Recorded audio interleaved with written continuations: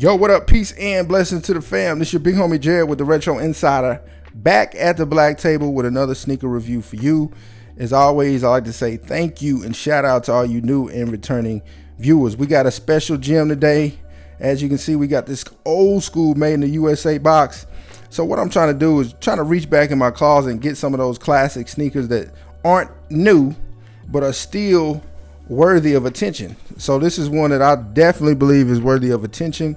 This is the M998HTB, done up in 11.5, and as you can see, retail price was 170 bucks.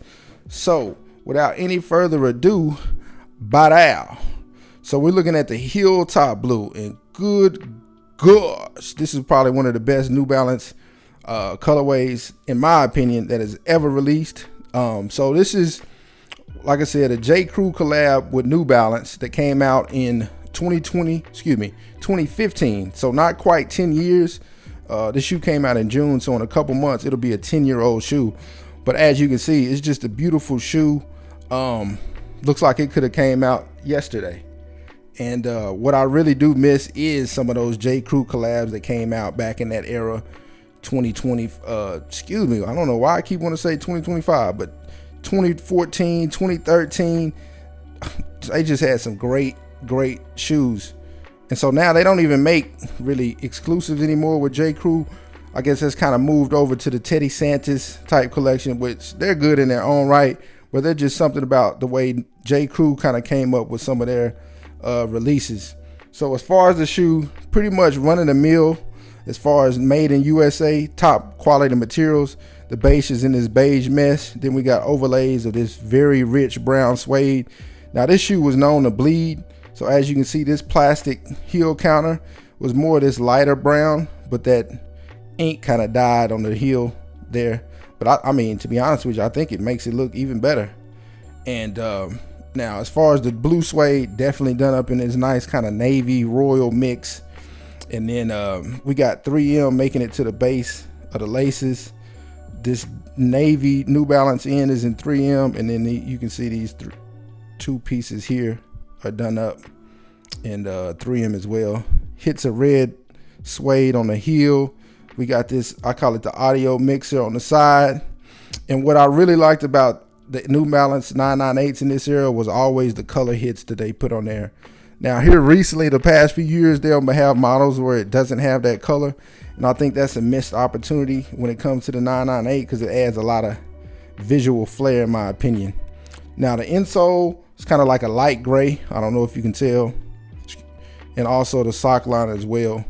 Now the shoe came with like a pair of like gray laces, which in the box, I don't know if I got those. I think the guy replaced them with like a beige pair, which I don't really mind that, but I'll put these white in just for added contrast. But yeah, tongue in this navy with the 998 embroidery too. But yeah, this is probably one of my favorite shoes, to be honest with you. And back in the day, 998s, 2015, I couldn't find them here in Texas. Like I had to buy them online. Like there's no real place that you could have went and, you know, gone in and got a pair. You had to buy them online. And I remember when these came out, you know, kind of like a freshly out of college broke kid, just got his first real big boy job, but didn't have a whole lot of money. And so 170 was like, I don't know if I can do 170. So, you know, back then you could kind of wait. You know, when a shoe released, you didn't have to buy it. Most shoes, as far as New Balance, you could wait. You know, sometimes a little longer than others, but yeah. I tried to get these, but I end up thinking I didn't get them simply because probably didn't have the money. But so here it is, 9 years later, I was able to get this pair dead stock condition, and I am pleased. So yeah, man, do y'all remember this release? Do y'all remember that era of New Balance 998? Were you around then for the New Balance? Since back then, I know they weren't as popular then. Well, they did have a run, but I don't think they were as popular then as they are now.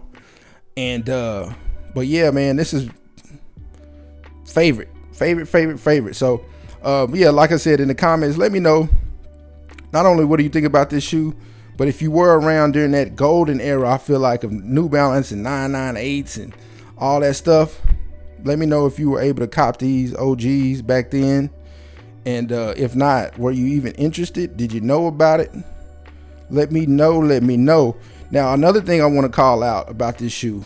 Back then, the New Balance 998s run bigger than they do now. I'm going to just say that right now. Like I said, this is 11.5. And back then, I had to go down a half size in 998s. I had a size 12 in the, I forgot, Guitar Connoisseur, kind of like a beige colorway. And I had that in the 12, man, my foot was sliding around in this joint. Now, anything made since the, let's just say, the new re-release C notes, any 998 released after like 2020, 21, definitely smaller than these. So I can't even recommend half size down in 998s no more. You definitely got to go true to size. It's something about the shape of the new ones, which are more kind of, what I'm hearing is more OG. So it's a little more tight in here, and you can't go down a half size anymore. So I apologize if you looked at any of my previous recommendations for the sizing of the 998. That was going off for some of the old school models like this. The new school models definitely want to go true to size, and some people might even want to go half size up. So yeah, there we have it.